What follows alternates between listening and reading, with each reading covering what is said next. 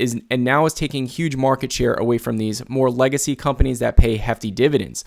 These hefty dividends have done a few things that have been damaging to both these brands. Number one is, welcome back in YouTube. Today we're going to go back and revisit a few things I talked about in the past.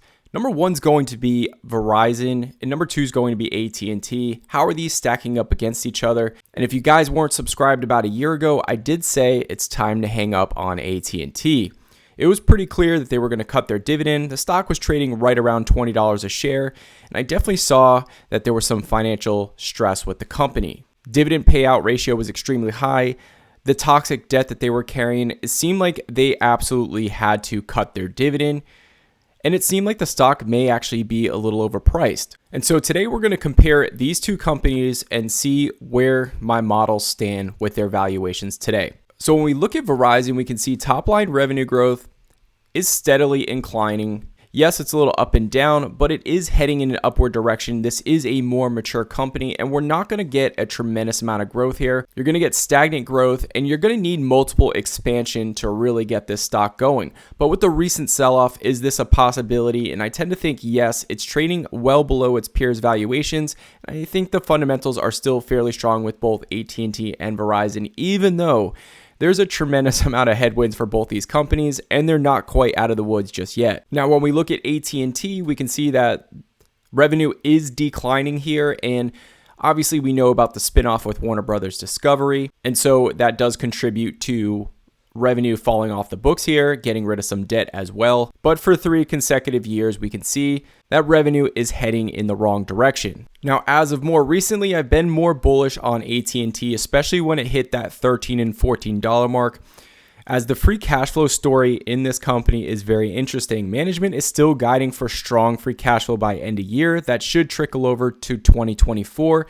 And we're going to see them get back to their bread and butter. We're going to see them focus on debt reduction. And we're going to see them grow that free cash flow, which eventually will grow value to the shareholder. And so that was the most interesting story behind AT&T for me personally. When we look at AT&T's earnings per share, definitely been all over the place. And I tend to think that they're going to be able to maintain right around 55 to 60 cents earnings per share per quarter, which gives us a pretty low multiple. And if you trust management to execute, I tend to think that it is an interesting story, but we still have to factor in that there is litigation in the background with the lead cables.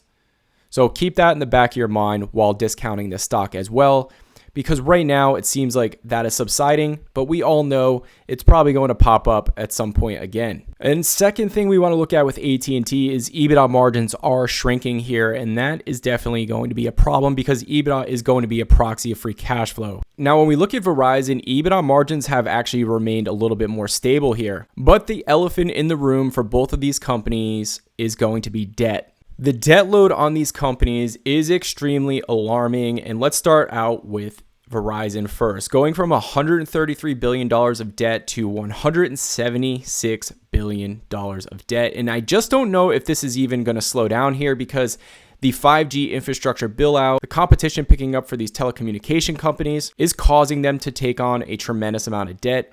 And so here's the whole problem, in my opinion, with both AT&T and Verizon, especially when we compare it to a younger company that's not paying out these hefty dividends and not taking on as much debt load. And that's going to be T-Mobile. What did T-Mobile do? T-Mobile actually used their cash for acquisitions, building out their brands, being able to keep prices extremely competitive, and now is taking huge market share away from these more legacy companies that pay hefty dividends. These hefty dividends have done a few things that have been damaging to both these brands.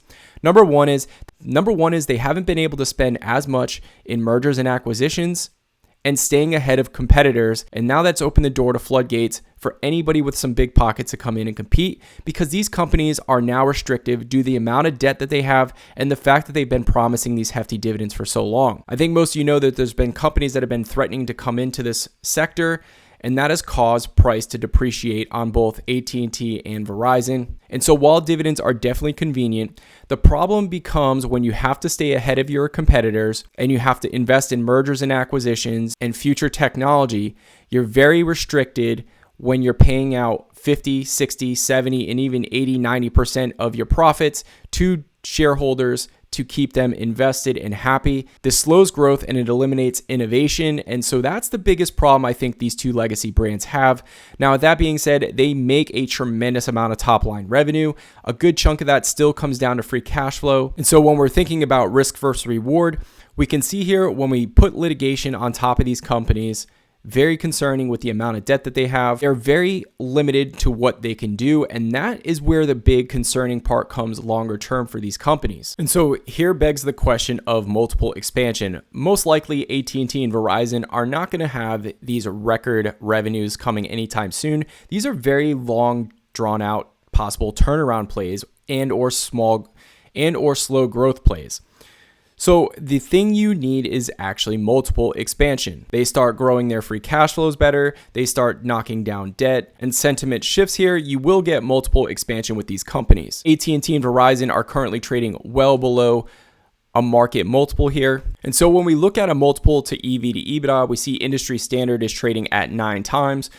In the past, both AT&T and Verizon have traded well above 10. So we're going to use 10 as a jumping off point here for a EV to EBITDA multiple here and saying that they are going to get some sort of expansion. Now using growth rates of 0, 1%, and 2% over the next 10 years, expanding those multiples, I get a stock price between $39 to basically $35. Now what we have to factor in is the fact that there is possible litigation down the road and that it could absolutely hinder the stock from breaking out and growing its multiple. So I tend to think that $30, $31 mark makes a lot of sense for a company like Verizon, where you're building some sort of safety there, but also you have the opportunity to grow multiples down the road and possibly get closer to a $70, $80 stock in the future. Now, before you think that's crazy, let's think about this. This company is nearly paying an 8% dividend. So if you were buying the stock today, reinvesting that 8% dividend, and it reaches back to a $60 price target, you've done extremely well. So now let's take a look at AT&T. So using the same growth rates of 0, 1, and 2, we see that EBITDA margins are not as strong for AT&T as they were for Verizon. I'm actually going to bump up the last 10 years up here to 22% just because AT&T has shown to have better EBITDA margins and they are really working on bringing down that debt, focusing on the bread and butter of their business and really getting cash flow at a high pace. So the turnaround story is absolutely very interesting. We can see two very different stories here. We have a free cash flow story and we have an enterprise value story. With the enterprise value, it's taking in consideration the dilution, it's taking in consideration the debt. And so when we get these two numbers, we want to kind of average them together and paint a picture that makes sense for you as the investor. Now, somebody who wants to take on more risk maybe thinks it's a buy around $15, $16, but somebody who wants to build some safety here might think that $12 to $13 or maybe even $14 makes more sense because of the litigation in the background that can still come to fruition. And so when we take roughly $32 and divide it by 2, we get a $16 price target.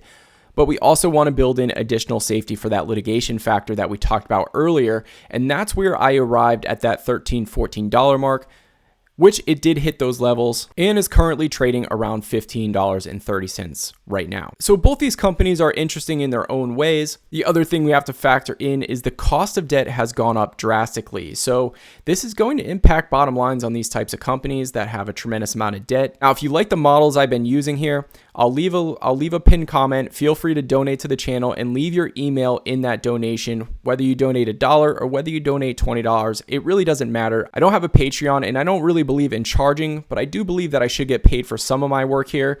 And so I leave that up to the viewers. And if you find this stuff interesting and you want your own copy of this model, I just ask that you consider donating whatever you can afford to donate. I will send in an email, 2 calculators to you, and we go on live streams and do these calculators together, breaking down what we think could come for true valuations on these companies. As always, ladies and gentlemen, this is just my opinion, not financial advice. Hopefully you enjoyed, and we will see you in the next one. Peace.